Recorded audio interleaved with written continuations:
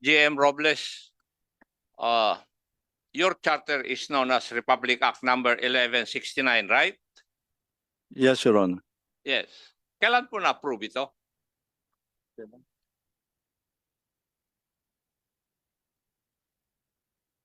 Originally 1935, Your Honor. 1935? Hindi. I think that's the presidential decree, if I'm not mistaken. I'm talking about RA number 1169. No, but they promulgated the RA. 1934, and it was amended in 1979, Your Honor. Your charter was approved in, hindi ko alam kung sino yung nagsasabi po sa inyo. Siguro pag-aralin nyo ng gusto. Kasi I have a copy of Republic Act number 1169. Was approved on June 18, 1954. Hindi po 1934. So pag-aralin Apologies, nyo po Your ng Honor, it todo. was 1954. Opo. And it was amended.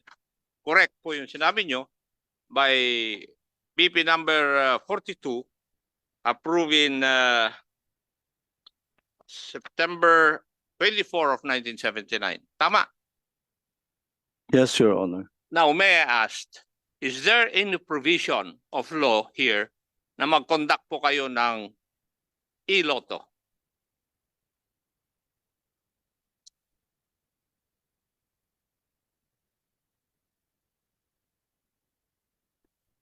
Your Honor, there is none because our e-lotto, as we have now, is a betting platform. It is not a game. If that is your answer, GM, what is your legal basis in conducting such? Ano po ang legal basis ninyo? Bakit kayo nag-ooperate nito? Your Honor, our mandate is to raise funds for charity, and this is one of the modes or the activities that we do for increasing our revenues. Tama po, kasi under Section 1, Paragraph A, you are supposed to conduct lotteries. Tama po. Yes, Your Honor. Now, dito po sa provision lahat ng batas na ito, Republic Act number 1169 at saka BP Batasan Pambansa number 42, is there any provision? Meron po bang provision dito na pwede kayong magkaroon ng agents?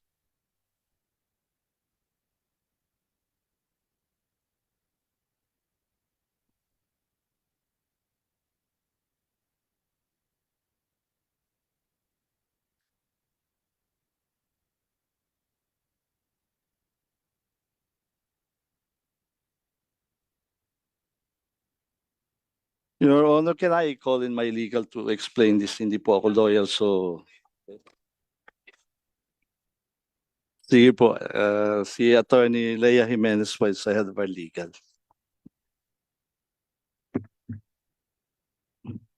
Good Ang morning. question po, Panyera, is, have you read 1169 and BP 42? Yes, sir. Good morning, Mr. Chair po. Yes, I have read the Republic Act 1169 as well as the amendments to the Republic Act 1169. Yes. Is there any provision there in the two laws cited na pwede po kayong magkaroon ng mga agents in order for you to operate lotteries? Sir, I would Yes or no? yes, Nabasa mo, yes sabi po, mo eh. yes po, sir. Although I have Saan pong provision po yun? sir, it is part of the corporate power of PCSO as a corporation. Saan nga po yung provision na yun? You're a lawyer, Panyera. Okay. If I may po, there is no express provision that There is PCSO. no express provision. Where is it provided for? Your Honor, because PCSO Hindi, is ang tanong ko po, attorney, is where is it provided for? Where are you coming from? okay po. It is provided for provided, sir, in section 1, in the first paragraph of section 1.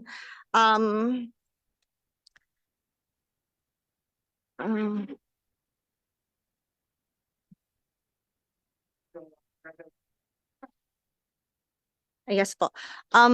It's indicated here, sir, that it shall have the general powers conferred in Section 13 of Act Number 1459 as amended. So, Your Honor, I respectfully submit that since PCSO is a government-owned and controlled corporation or a government corporation, it has all the corporate powers provided for under the corporation code, Your Honor. Iha, ang tanong ko po, your charter is 1169 and BP 42, which amended 1169. Tama? Yes po, That it was is an your- amendment. That is your charter. Giving you all the powers and functions. Tama po ba? Yes, Your Honor. Pero does it give you the power to come up with agents? Yun po ang tanong ko. Your Honor, what I can say here is that since PCSO is also a corporation, it can only act through natural persons or in some instances juridical persons. And in this case, we had to, as part of its mandate, we had to engage agents to be able to perform our legal mandate to raise funds for the government, Your Honor. Ang sagot po ninyo, attorney, puro in general terms eh. I'm asking for the specific provision wherein you're given the power in order for you to function pursuant to Section 1 of 1169 na mag-operate kayo ng lottery. Kasi there's no question na pwede kayong mag-operate ng lottery. But for you to hire agents, I think that is not provided for by law. Di po ba?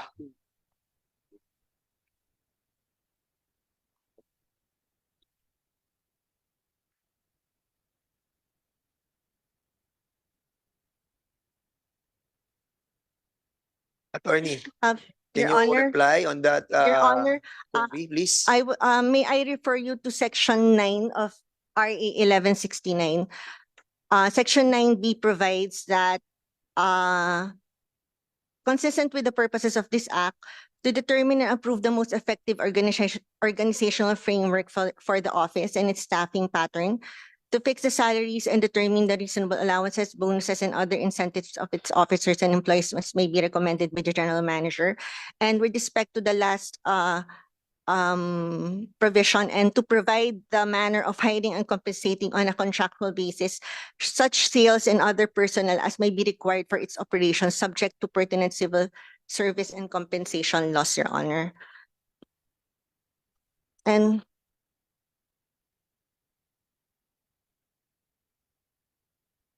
Wala yung word na agent or your authority to engage the services of agents. It's not provided for in the two laws. Pinipilit mo lang eh. Your Honor, that is the position of PCSO that we can engage agents under our based on our charter and as I our agree. I agree. In your opinion, Madam Chair, but that is only your opinion. Insofar as the provisions of law are concerned, wala naman po nakalagay eh. Di po ba? You as a lawyer should know that. Tama? As I said earlier, there is no express provision in Republic Yes. Act 1169. Yes. You provided it in your 2020 IRR. Or you don't know that? If Your Honor is indicating, is referring to section, to the 2020 STLR, RIRR, it provides the procedure on how PCSO will operate a small town lottery. And this includes the engagement of agents of PCSO to assist PCSO in its Yes. collection of STL bets, Your Honor. Kasi Iha, you were not with PCSO before, right? Kasi iba yung lawyer na nakakaharap namin nung mga previous hearings nito in the previous congresses. Tama? Yes, Your Honor, I just Yes. assumed the position last January Oo, 2020. kasi yung mga ibang abogado dati ng PCSO, nag-agree sila na wala talagang provision sa batas yung pagkakaroon nyo o pag-engage nyo ng agents to conduct lotteries. Kayo lang ang pwedeng mag-conduct ng lottery, the PCSO, but not to engage agents to conduct lottery. No, those are two different things. Would you agree? Your Honor, as I said, since this is an Hindi, ang agency tanong ko naman relationship, siya, would you agree with my premise? Sagutin No, mo yung tanong ko muna, um, umiiwas ka eh. most respectfully, Your Honor, I do not agree with your premise that PCSO cannot engage agents because under agency relationship, the agent is acting beyond within the scope of authority of the principal and Then the what acts of is the your agents. authority, Madam Attorney, na mag-hire kayo ng agents? Yun ang hinahanap ko, Antimano. What is your legal basis? Yes, Your Honor, I would respectfully submit the position that under the Republic Act 1169 and even the agency relationship, the corporation code, PCSO as a juridical entity can engage agents and can exercise the powers that are granted to a corporation or a juridical person, Your Honor. May I interject a bit? I read the 1169. Only 12 section to, attorney. Under this 12 section, saan particularly yung provision mo that agents can be hired? As Mr. Chair, as I mentioned earlier po to Mr. Vice Chair, there is no express provision that PCSO can contract agents. Okay, so kung walang express provision, so these agents cannot be hired by PCSO unless PCSO themselves can conduct that, will conduct that, ano? Yes, Your Honor. Because the premise of agency, Your Honor, is that the agents being engaged are acting within the authority of PCSO. It is an extension of PCSO that helps PCSO fulfill its mandate. So the basis of this agency agreement would be, again, the Republic Act Okay, 1169. Pero still, doon sa premise po ng ating pong Vice Chairman, kahit balibaliktad mo yung 1169, wala yung agent doon. Am I correct? There is no express provision of agency. That's it. Okay, Congressman Acop. Thank you, Mr. Chair. Dahil yung sa previous Congress, when JM Robles was not still the manager, inamin nga nila na wala rin express provision and therefore, they cannot conduct their lottery, hiring or engaging the services of agents.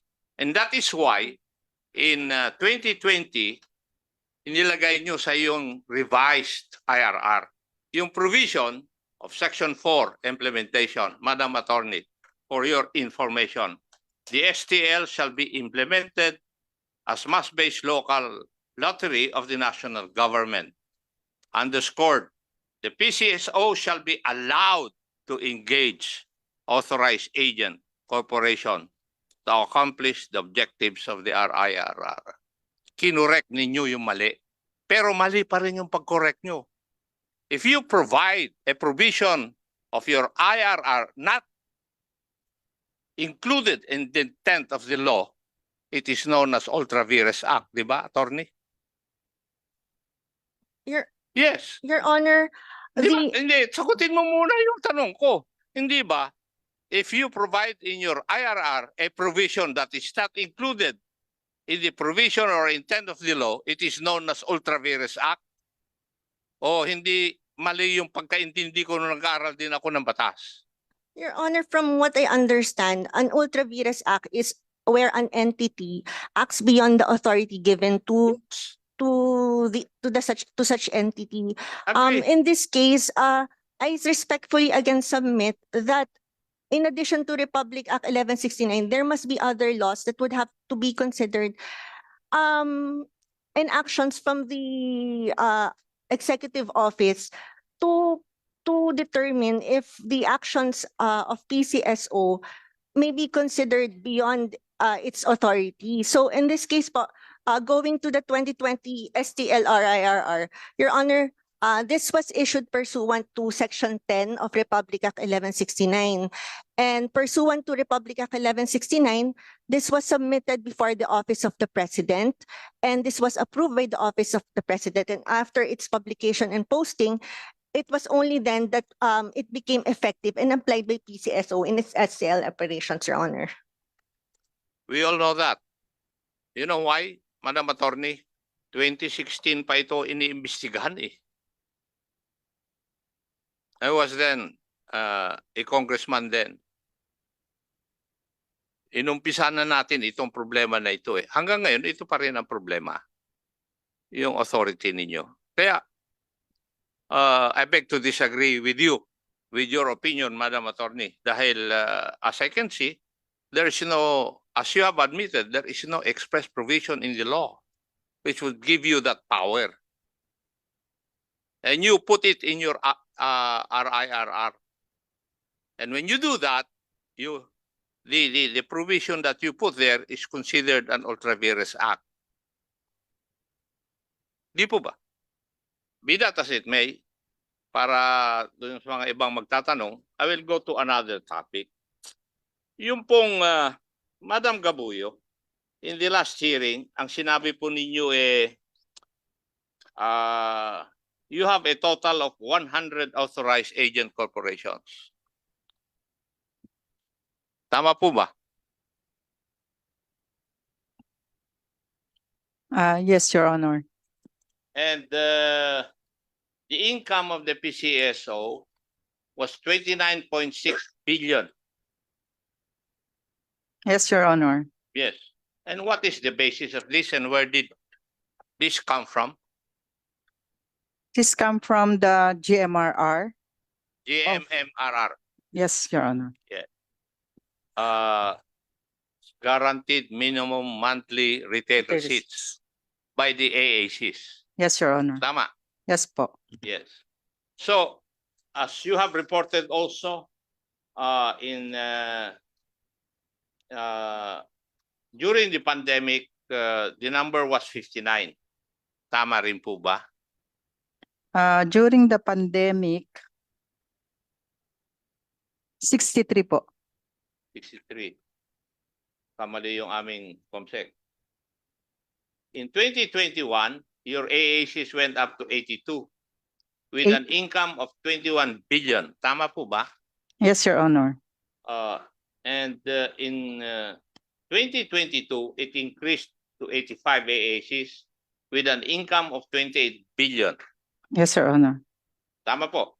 And in 2023, the income of the PCO was 29.6 billion, 100 po ang authorized agent cooperatives. Tama.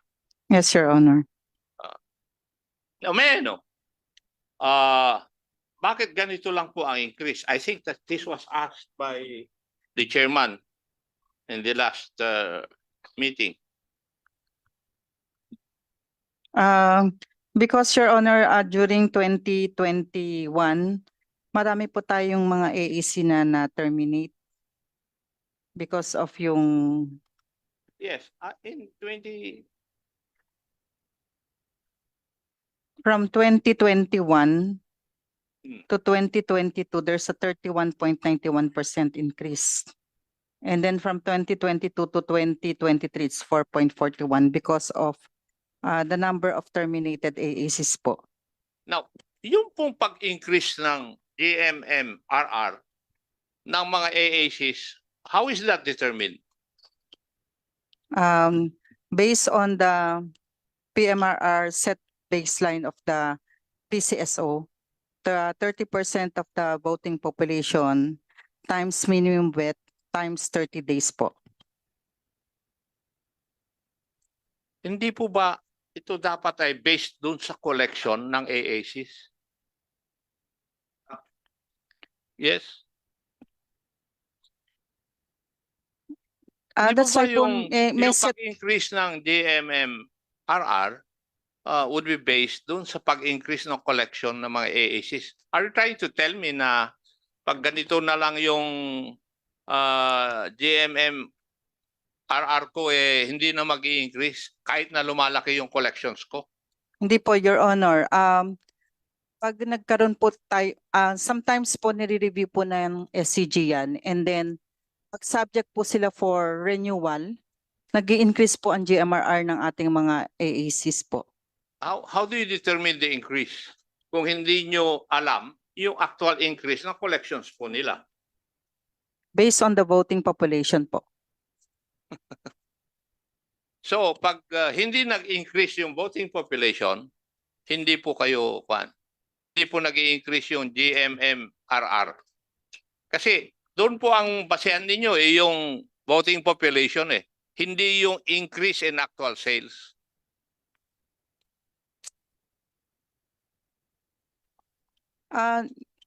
Sometimes po yung minimum bet po ng corporation po, nag-i-increase din po. Hindi po yun ang katanungan ko kasi sa tingin ko kasi nalulugi ang gobyerno Malaki ang lugi ng gobyerno nito, Madam Gabuyo. Sa tingin ko dahil ang basihan lang ninyo is yung number of voting population. If I compare the number of voting population doon sa increase ng actual sales niya, kung baga sa voting addition, kung sa actual sales multiplication. Yun po yung tingin ko rito. And therefore, the government is losing revenues if your basis is the voting population, not the actual sales of the AACs. Ginagawa nyo yun dahil nahirapan kayong i-monitor yung actual sales nila. Yun na lang ang sabihin po ninyo. And I will accept that. Di po ba? You cannot monitor the actual sales of the different AACs. You do not have that capability. Hindi man lang ninyo dinevelop since 2016 up to now. With the help of DICT, pwede naman gumawa ng application na pwedeng i-monitor yan Di po ba? Madam Gabuyo? Yes, Your Honor, I agree po. Yes. Ikaw naman Kaya nalulugi ang ating gobyerno rito. Now, let's leave that topic. Let's go to yung inyong AACs. Meron na po ba kayong narinig ko kanina sa pagtatanong ni Honorable Flores, may mga terminate kayo ng AACs, right? Would that be correct? Sorry, Your Honor. Kanina sa pagtatanong ni Honorable Flores, inamin po ninyo na may mga terminate kayong AACs. Yes po. Tama po. And ang basis po, hindi sumusunod sa patakaran ng PCSO. Tama? Yes po. Yes. Kagaya ng ano? Could you give us examples of it?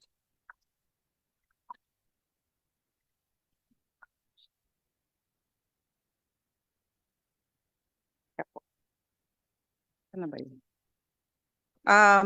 We have AACs that failed to remit their GMRR. And then meron din pong mga violation po for change of officers nang hindi po without the approval of the PCSO Okay. shareholders po. Yes. Now, may I ask, meron po ba kayong terminate na AAC na nagko-conduct ng bookies? Meron po yung sa Out of the 100 or sa terminate nyo, nasa akin yung listahan ng terminate ninyo dito. Kung sa listahan na ibinigay nyo po sa amin, na terminate ninyo from National Capital Region, Northern and Central Luzon, Southern Tagalog and Bicol Region, Visayas, and Mindanao, ilan po kayang AACs ang terminate ni po ninyo? Because of them engaging ng bookies. just one, Your Honor, it's yung Negros Oriental po. Iisa lang? Samantalang sinasabi ng PNP na ang daming AACs na nagko-conduct ng bookies. Iisa lang ang na-terminate ninyo? When in fact, you have terminated so many AACs for other violations other than conducting bookies? Bakit kaya? Ano Because po ang dahilan? wala po kasi kaming nare-receive na report coming from PNP for the illegal gambling po.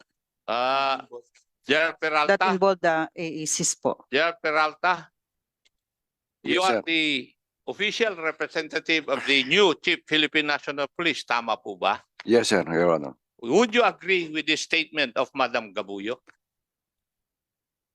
Sir, can I first confer with my directors of the IDM and operations pertaining to this, whether we were able to submit reports to the to Madam Monsa. By all means, General.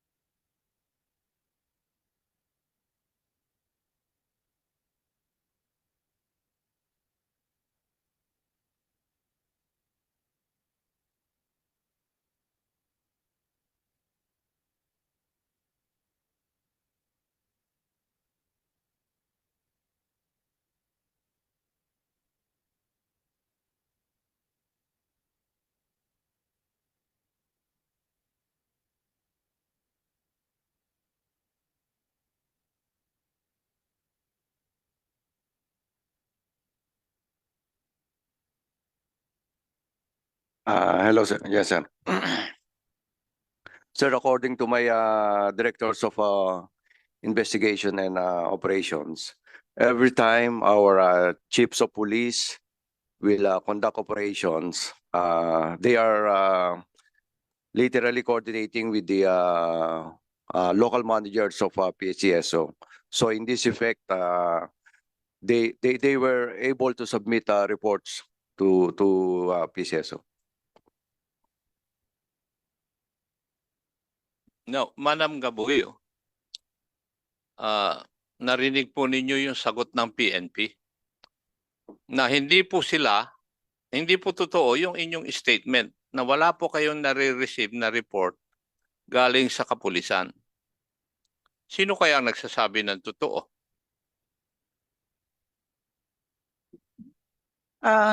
Sir, I would like to ask the PNP po, kasi sabi po nila they are coordinating with our branch managers.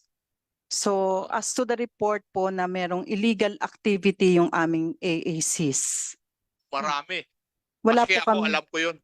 Opo, pero Oo. wala po kaming nare-receive na official na report coming from the PNP. Sige. Yes, they are coordinating po pag may nahuhuli po sila. May I interject, Congressman, a Sige. bit lang. In accordance with your IRR, Article 1, Section 3, it is within your power to supervise, control. Di ba? Maliwanag, oh. Asan ba yung ano? Basahin ko sa iyo. The STL is a state-run local lottery under the control and supervision of the PCSO. So in other words, kung hindi mo alam that merong mga ganitong mga reporting ang branch office sector, ito yung boss na tinatawag in every part of the country, di ba? They should have done something to report all these illegal activities because we in the grounds, no, like us, congressman, kita namin yung mga nangyayari eh. Pero kayo wala kayong nakikita? That's impossible. May mga report po coming from our branch offices na illegal activities but not yung illegal na STL po namin na nagko-conduct ng illegal. Wala kayong ganung report. Opo, yung AACs po. Kasi may Because provision naman You po know kami. why? What's the reason why? You don't have that kind of report that the STL operators are the one conducting the illegal activities? Because you are violating your own rules. Under section, I think that is for a while, Congressman, I just wanted to put this into record that under, I think section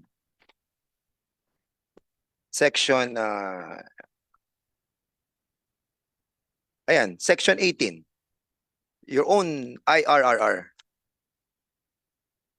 Yung updated list nyo ng sales force nyo and employees with their corresponding ID numbers and specimen, copy, furnish dapat ang PNP regional office and even the PNP stations. Diba? Updated. Lahat ng listahan. Yes, we have that monthly po. Okay.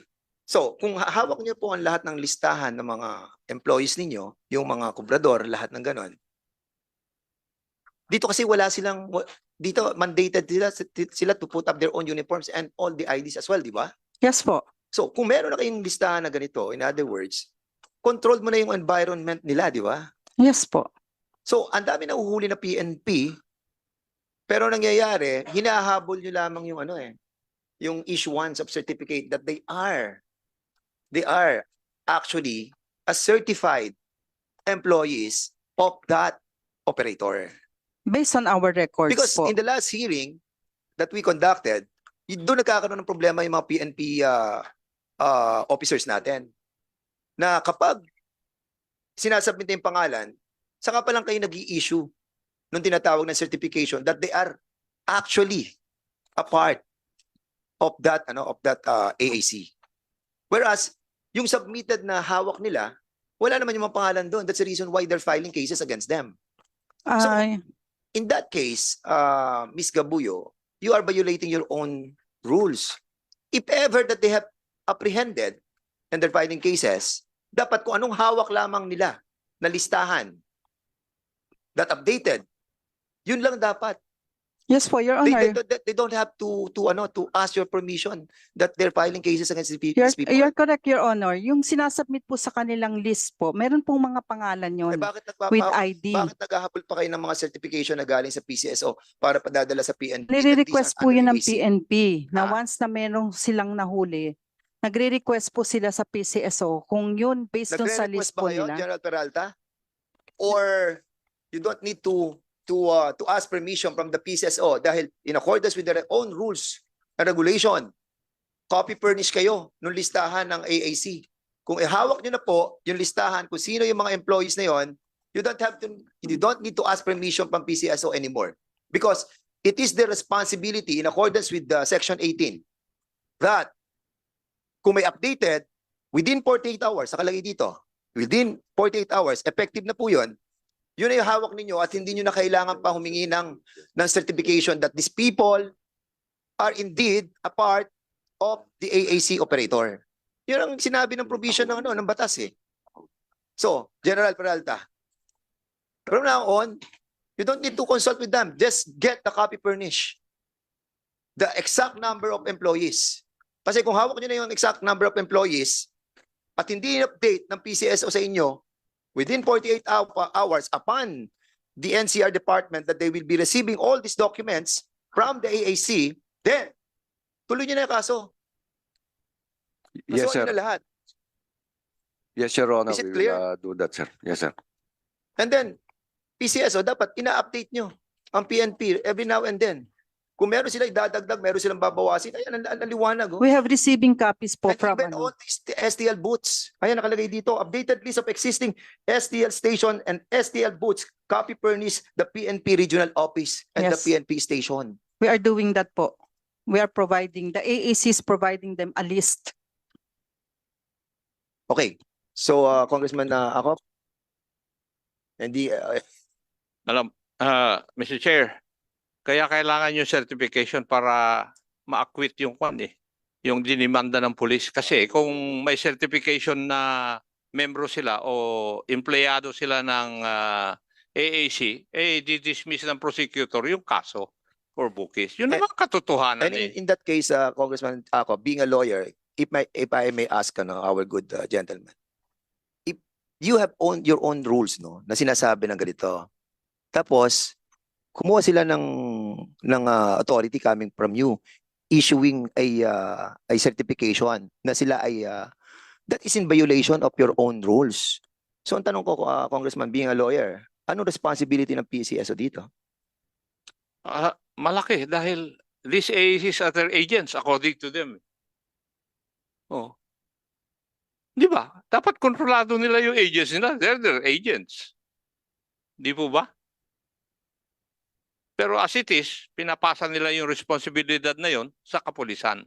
Kailangan pang mag-report ng pulis na itong AAC na ito ay nagko-conduct ng bookies para actionan nila. I think that is what I can see as insofar as the answers of Madam Gaboyo is concerned. Lastly, no, GM, can we kindly confirm, assure us that the final list of all these employees, the numbers of employees and what do you call that? The sales force of each and every operators in the whole country have to be submitted and given to the regional directors and the different PNP stations in all over the country for us to find out and submit to us, submit to this committee, all those sales force and employees of every operators for us to find out na kung nag-file na ang mga PNP tapos nag-issue pa rin kayo ng certificate outside that that submitted copy sa regional offices and to this committee, then you are in violation of your own rules. Can we have a commitment Yes, Your Honor. In fact, as a matter of procedure, every month po nagsasubmit. sa regional Updated office? po yan sa PNP. Nagsasubmit po kami. Bakit pa kayo humihingi? General Peralta, nagsasubmit pala sila GM. Ba't humingi pa kayo ng authority na certification that these people are really under the wings of this AAC?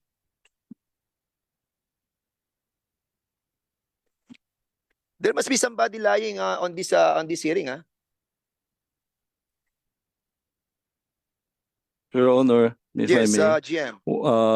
I think we have been doing writing always to Chief PNP, the regional director, provincial director. Whenever meron pong complaints yung AAC of illegal gambling, immediately po we write even the Chief PNP, the regional director. That's on record po.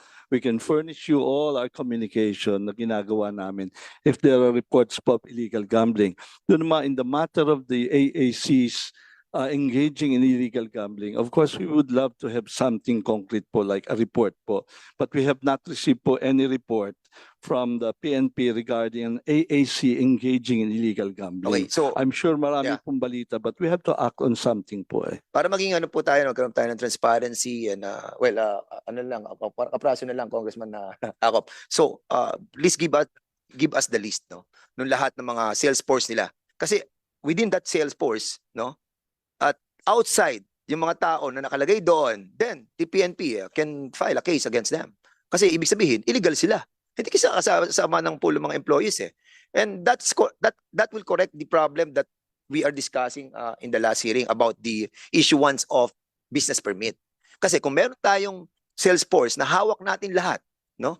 The oversight power of this committee, and then the PNP, the regional office, the PNP station, the PCSO, then kita na natin na itong mga empleyado at itong mga STL booths, beyond this are all illegals. Simple as that. Beyond this, pwede na kayo mag-file without asking any certificate coming from the PCSO. Maliwanag? Yes, Your Maliwanag, Honor. diba? Pwede po ba digital file na lang po? Yes, para- yes, sir. Yes, sir. We'll do that po. Thank you po.